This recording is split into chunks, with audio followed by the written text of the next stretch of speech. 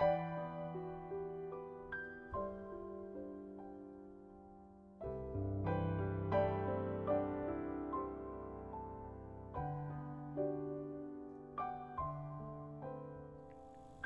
keluarga jemaat Gereja Baptis Indonesia Waru, Cabang Malang yang diberkati oleh Tuhan.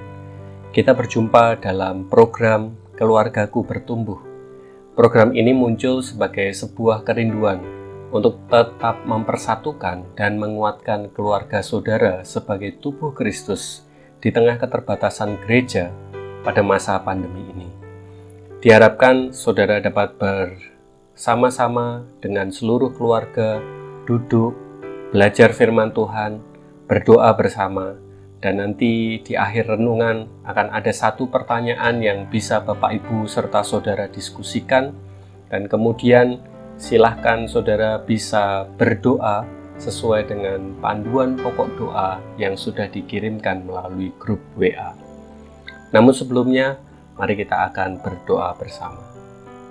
Bapa Surgawi, sungguh kami bersyukur pada malam hari ini kami bisa berkesempatan untuk belajar akan firman Tuhan. Kami rindu kuasa Roh Kudus-Mu yang pimpin kami, dan biarlah firman Tuhan ini menguatkan kami bersama dengan seluruh keluarga kami. Terima kasih Bapa, kami rindu untuk mentaati akan apa yang menjadi firman Tuhan. Kami serahkan hidup kami sepenuhnya, waktu kami ketika kami belajar firman-Mu, di dalam nama Tuhan Yesus Kristus. Amin. Bapak, Ibu, dan Saudara sekalian, dalam seri yang pertama ini, kita akan belajar tentang keluarga yang saling menghormati. Keluarga yang saling menghormati. Kalau saya dan saudara memahami, saat ini kita sedang berada dalam perubahan dunia secara sosial.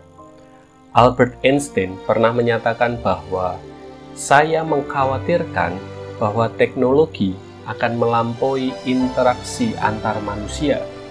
Dunia ini akan memiliki generasi idiot. Satu pernyataan yang agak kasar, namun benar adanya. Kalau saya dan saudara mengetahui hubungan interaksi di segala bidang saat ini sangat dipengaruhi oleh perkembangan teknologi, sehingga hal tersebut berpotensi membuat komunikasi menjadi dingin, entah itu di komunitas masyarakat, entah itu di gereja, dan bahkan bisa berpotensi terjadi di keluarga kita. Tradisi Yahudi menjadi satu contoh yang baik bagi kehidupan kita di dalam membangun relasi keluarga. Orang-orang Yahudi mengedepankan pentingnya sebuah hubungan yang sehat di dalam keluarga. Mereka mempraktekkan pendidikan yang dilakukan oleh orang tua kepada anak-anak mereka. Dan kita mengetahui juga bahwa hukum Taurat menekankan begitu pentingnya menaruh hormat kepada orang tua. Kitab Ulangan pasal yang kelima ayat yang ke-16, firman Tuhan berbunyi demikian. Hormatilah ayahmu dan ibumu, seperti yang diperintahkan kepadamu oleh Tuhan Allahmu, supaya lanjut umurmu dan baik keadaanmu di tanah yang diberikan Tuhan Allahmu kepadamu.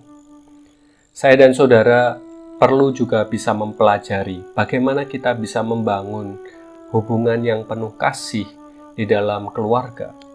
Ada satu pelajaran dari jemaat Kolose ketika mereka bertumbuh dalam lingkungan iman yang dihimpit oleh ajaran sesat.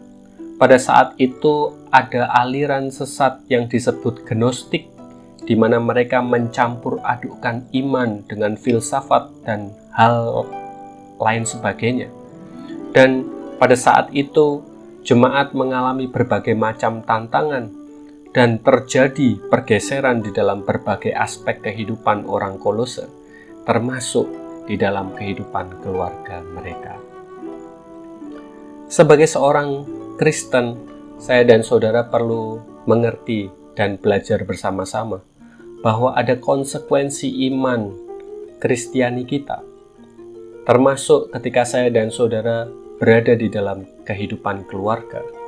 Menaruh hormat antar anggota keluarga menjadi salah satu indikator bahwa saya dan saudara melakukan apa yang menjadi firman Tuhan. Ketika saya dan saudara bisa mengasihi anggota keluarga satu sama lain, berarti saya dan saudara meresponi kehidupan iman sebagai seorang Kristen. Itulah sebabnya saya dan saudara hidup di dalam ketaatan ketika saya dan saudara menerima Kristus sebagai juru selamat. Ada konsekuensi yang harus kita lakukan bersama-sama, yaitu hidup di dalam hukum Tuhan. Bapak, Ibu, dan Saudara yang dikasihi oleh Tuhan, saya dan saudara perlu memahami ada tanggung jawab kita bersama ketika saya dan saudara hidup sebagai keluarga Kristen. Kitab Kolose pasal yang kedua ayat yang ke-6, firman Tuhan mengatakan, "Kamu telah menerima Kristus Yesus, Tuhan kita. Karena itu hendaklah hidupmu tetap di dalam Dia." Ketika saya dan saudara hidup di dalam Kristus, ada satu tanggung jawab kebenaran yang harus saya dan saudara lakukan, yaitu adalah mengasihi.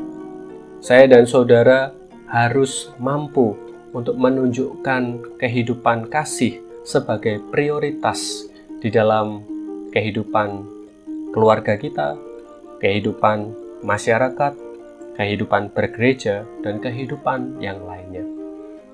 Kitab Kolose pasal yang ketiga ayat yang ke-12 firman Tuhan mengatakan, "Karena itu sebagai orang-orang pilihan Allah yang dikuduskan dan dikasihinya, kenakanlah belas kasihan, kemurahan, kerendahan hati, kelemah lembutan, dan kesabaran." Ada satu kata yang menarik dalam ayat ini adalah kenakan, yang berarti memakai dan menjadikannya sebagai sebuah kebiasaan.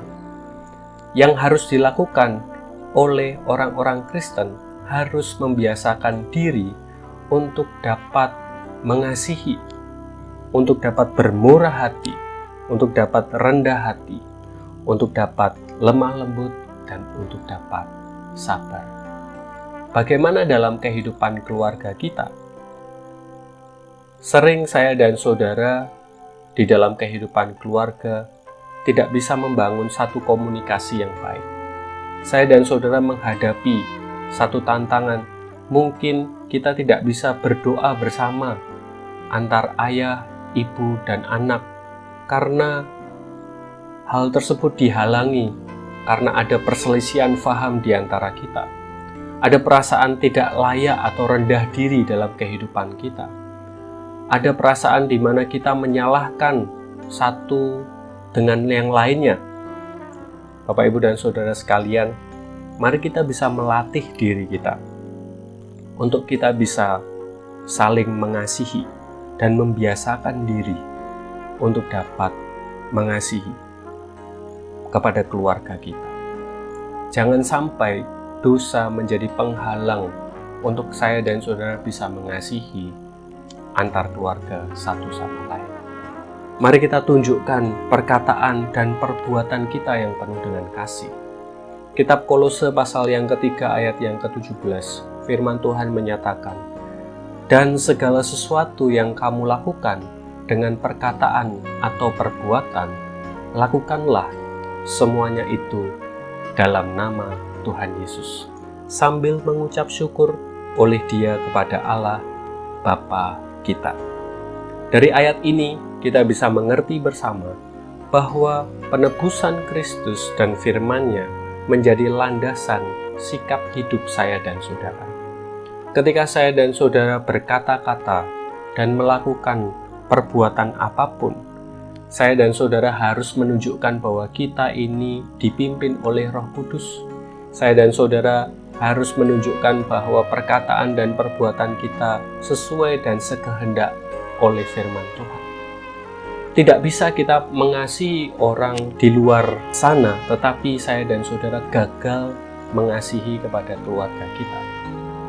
Tidak bisa saya dan saudara berkata-kata dan berbuat baik kepada orang di luar, tetapi tidak bisa berkata-kata dan berbuat yang baik kepada keluarga. Hal tersebut tidak boleh terjadi demikian. Saya dan saudara harus mampu untuk menunjukkan bagaimana kasih terwujud melalui perkataan dan perbuatan, terkhusus kepada keluarga kita. Kiranya saya dan saudara bisa merenungkan bersama bagaimana kita bisa membangun kasih di dalam kehidupan keluarga kita. Demikian renungan yang bisa kita pelajari bersama-sama. Satu pertanyaan yang saya ajak Bapak, Ibu, dan Saudara bisa renungkan dan diskusikan bersama dengan keluarga. Maukah saudara mengasihi lebih baik lagi? Maukah saudara mengasihi lebih baik lagi? Silahkan bisa didiskusikan dengan keluarga saudara. Kiranya Tuhan Yesus memberkati kita sekalian. Amin.